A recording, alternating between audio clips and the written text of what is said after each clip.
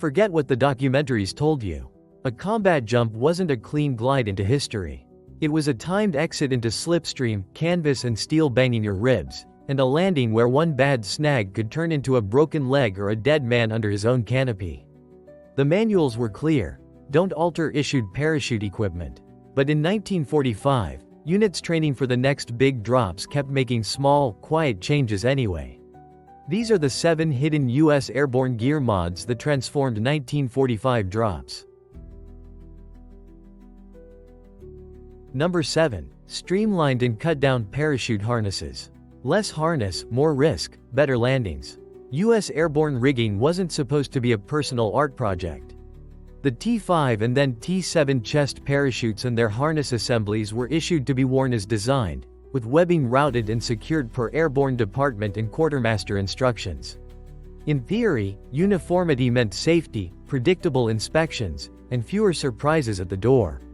In practice, the surprises were exactly why men reached for scissors and a needle.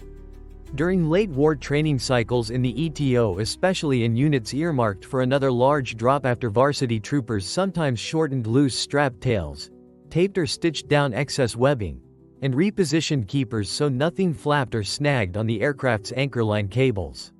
Some copied ideas seen on British kit: cleaner strap management, less hardware to catch on risers, and faster doffing once on the ground. It could work. Less loose webbing meant fewer hang-ups in a crowded stick, and quicker movement after landing. But it also failed. In documented training mishaps, altered strap management made inspection harder and could hide mis-routed webbing, exactly the kind of quiet error that turns a hard landing into a harness injury. Number 6. British-style quick-release hardware. An unapproved but critical adoption.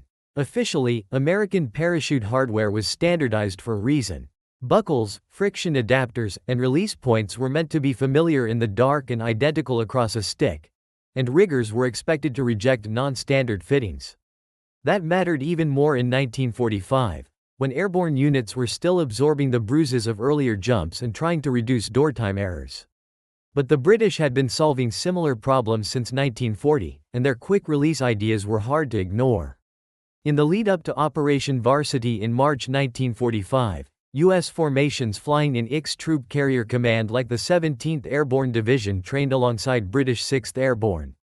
Troopers noticed hardware that could be dumped faster after landing and, in some cases, components were borrowed, traded, or locally sourced through quartermaster channels to mimic the same effect. Fewer steps to get out of rigging while still tangled in risers and equipment. Sometimes it paid off. A cleaner release could cut seconds when you were dragging in wind or under fire. But it could also backfire. Unfamiliar releases meant fumbling hands, and any non-standard part risked incompatibility with inspections or replacement. One broken fitting and you were improvising at the worst possible moment. Number 5. Leg strap and weapon tie-downs. Improvisation to prevent mid-drop chaos. On paper, airborne loads were controlled. Weapons were either secured in approved jump cases, lashed per unit SOP, or carried in prescribed ways to prevent swing and impact. Leg straps were supposed to sit correctly, be tightened, and left alone. The goal was simple: exit stable, deploy clean, land with both femurs intact. Reality was a pendulum. In AC-47, a paratrooper's rifle, musette bag, and reserve could start beating him up before he even saw the green light. So men made tie-downs. Webbing scraps, cord, even tape.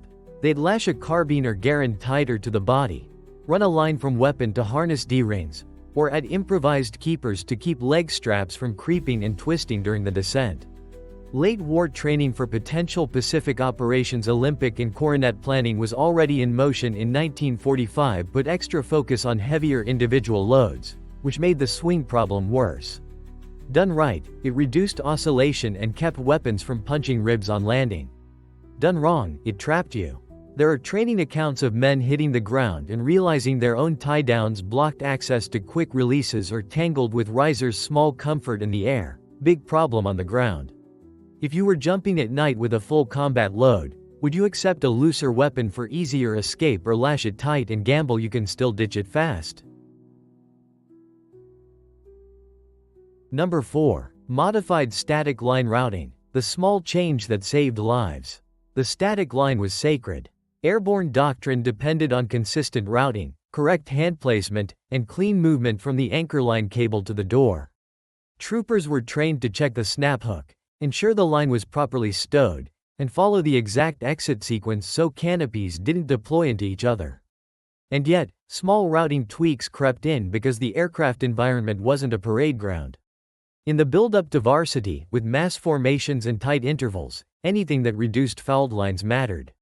Some sticks experimented in training with how the static line was presented and controlled at the door, keeping it flatter against the body, ensuring excess was restrained differently, and emphasizing a more deliberate throw and go motion so the line didn't loop into equipment or a neighboring man's risers. These weren't official redesigns. They were habits, taught by hard experience and corrected by jumpmasters who'd seen near misses. It sometimes saved lives. Cleaner line management reduced entanglements and premature deployments inside the aircraft. But it also created new failure modes. A non-standard habit could break down under stress, and a single fumbled line in a crowded door could still take multiple men out of the fight before they ever hit the drop zone. Before we move on, what would you change first? The harness hardware, the weapon tie-downs, or the static line routine? Drop your pick in the comments. And if you want Airborne history without the movie varnish, subscribe because the top 3 mods get even more personal and more dangerous. Number 3. Helmet liner and chin strap fixes. Head protection that didn't protect until you cheated the manual. The M1 helmet was supposed to be worn as issued, steel pot, fiber liner, and a chin strap meant more for retention than comfort. Airborne units also had their own helmet variants and straps, but the premise stayed the same. No personal upgrades, no field alterations that made inspections meaningless. The problem was physics. The slipstream at the door yanked at anything loose, and a hard landing punished anything rigid. So troopers got practical. Some added extra tie-downs or tape to keep the liner from shifting under the steel shell. Others adjusted strap length or routing so the helmet stayed put when the static line snapped tight and the body pitched forward. You see evidence in photos and in veteran descriptions. Straps secured back on themselves, improvised padding, liner fit tightened so the helmet didn't ride high and expose the forehead. When it worked, it was boring, no helmet loss, fewer scalp cuts, less distraction in the first seconds on the ground. When it didn't, it failed sharply. Too tight or awkward straps could choke during canopy opening, or trap the helmet so it torqued the neck on impact. A fix could become the injury. Number 2. Cargo and kit bundling techniques. The load that kept you alive also tried to kill you. Regulations wanted loads to be standardized, weapons in approved cases, equipment in prescribed bags, and cargo handled through official containers and bundle procedures. The logic was simple. A jumpmaster can't evaluate 30 different personal packing theories in a moving airplane. Uniformity keeps exits predictable, but 1945 planning meant heavier, more specialized kit, and men knew what that did on the way down. So they bundled, not randomly, deliberately. Items were grouped to reduce swing and lower the center of mass. Rations tied to the body, loose items tied off, sharp edges padded so they didn't tear webbing, and strap tails secured so nothing snagged risers. Some units practiced kit layouts that made sense for the first 5 minutes after landing. Ammunition and medical items accessible, bulk pushed out of the way, and anything likely to break radios, optics protected inside improvised padding. On a good jump, cleaner bundling meant fewer injuries and faster assembly on the DZ. On a bad one, bundling turned into a trap. A bundle tied too close could slam the knees on impact. A lashing knot that wouldn't release meant you hit the ground carrying dead weight while someone else was already shooting. Number 1. Ad hoc pathfinder marking identification.